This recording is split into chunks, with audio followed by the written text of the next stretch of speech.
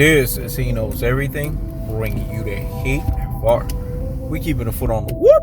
The X. Go ahead, he knows. We keeping a foot on the what? The X. And like the dreaded mass shift that I am, I'm applying what on immediate pressure. Because pressure does what? It bursts its pipes. This is going to be basically two topics in one, and we're going to talk about it. Terence Crawford and Devin Haney.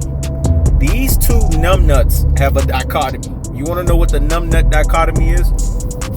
Both of them are in what's called slave master trading affairs. Let me say it again.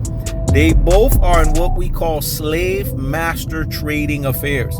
Terence Crawford and Devin Haney have the same dichotomy.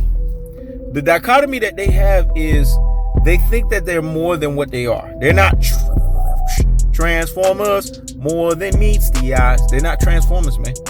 The both of these guys are what we call in boxing two guys that think that their ceiling is higher than what it actually is. When we look at Terence Crawford, we see nothing but a chihuahua walking behind a damn fence. When we look at Devin Haney, we see a carbon copy of Floyd Mayweather gone wrong. Basically, Devin Haney is not what you guys think that he is. He knows everything's been trying to tell you guys this stuff from the jump. This is why the both of them get treated the way that they do. You have to understand, they both fall under car salesmen. Bob Arum is the old car salesman, aka shiesty motherfucker. Eddie Hearn is the new car salesman, aka new shiesty motherfucker. They're both under car salesmen. Guys that basically promote, advertise with car salesman ideology. If you've ever gone to the dealership and you've ever gone to basically buy a car and you deal with car salesmen, what is the most annoying shit that you got to deal with them? The haggling, the hassling, the fact that they're basically, to get a sale, bothering you in ways that you didn't sign up to be bothered. In its most cold-hearted, unadulterated, and cutthroat truth-teller fashion. They're bothering you. They're messing with you. They're basically dealing with you in ways that you didn't ask to be dealt with. That's Eddie Hearn. That's Bob Arum. So when we look at Terence Crawford, we look at Devin Haney, we see a dichotomy of two boxers. They just don't get it, man. They are Negroes that's missing a few screws. A lot of Devin Haney fanboys, go look at the last video. They're basically saying, he knows everything. Devin Haney has his own promotions. If he does, then why the fuck did he go up under Matchroom Sports? Let me Hulk Hogan that, dog. Let me Hulk Hogan that again, dog. I'm going to say that again, dog. Because I need to let this marinate in the corpus callosum and in the cerebellum. So hear me fucking well. If Devin Haney has his own promotions like Bill Haney told you, the low rent P. Diddy version, then why are they up under the banner of Matchroom Sports? Why does Eddie Hearn sign the fucking checks? Why when the checks are signed it says Matchroom Sports on it? It's things that make you say, It's things that make you say, But in its most cold-hearted, in its most unadulterated, and in its most cutthroat truth-teller fashion, it's as simple as this. Don't let the Devin Haneys of the world fool you. Devin Haney's not what you guys think that he is. He's smoking fucking mirrors. Terence Crawford is smoking fucking mirrors. This is why they get treated the way that they get treated. When you have a super duper hype job variation in Teofimo Lopez treating him off of every whim the way that he wants to treat him. Bottom line is as simple as this, man. When we look at Devin Haney and we look at Terence Crawford, then we look at the Gervonta Tank Davis and we look at Earl the True Spence. What do we see? That Devin Haney is not what Gervonta Tank Davis is. That Terence Crawford is not what Earl the True Spence is. You want to know why? Because these two guys are under what's called slave trading operation. Black community fan bases need to be honest with themselves. They keep asking dodo head questions like they're brain full of mush and brainwashed dodo heads. Why are you asking the question, why isn't Bob letting Terence Crawford go? When you brain full of mush and brainwashed dodo heads know that Bob Arum is an old car salesman, aka shiesty motherfucker. This guy's been doing it as long as Don King. Why are you guys asking Devin Haney questions? Why can't Devin Haney get this fight? Why can't he get that fight? Because Eddie Hearn is moving Devin Haney exactly the way that he was going to move Devin Haney. If Devin Haney wanted to take control of his affairs, if Devin Haney really wanted to be his own boss, then he would have gone and seen Uncle Al. He would have saw what Al Heyman was going to be able to do for this guy. He knows everything. And a prediction, King strikes again. And a prediction, King strikes again. He knows everything. Told you guys, man, that these Negroes are missing a few fucking screws. But you got to also blame it on their managers. Bo Mac, i.e. Big Mac. Bill Haney, Low Rent P. Diddy. Houston, we have a fucking problem. Let me say it again. Houston, we have a fucking problem. Terence Crawford doesn't market himself. He's lazy as fuck. Devin Haney markets himself, but Devin Haney's boring as fuck. I'm throwing a double fucking jab, dog. Terence Crawford doesn't market himself because he's lazy as fuck. Devin Haney markets himself, but he's boring as fuck. These guys are not sellable. These guys are not marketable. So this is why in boxing, they have to fall under what we call original promotion. They have to fall under what we call original promoting. They have to fall under the banner of what we call original boxing triangle theories of economics, politics, and pugilism.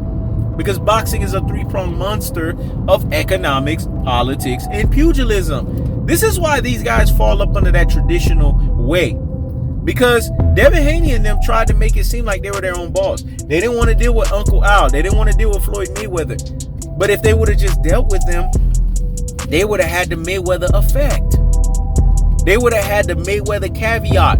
They would have had basically everything that comes with how to be box office.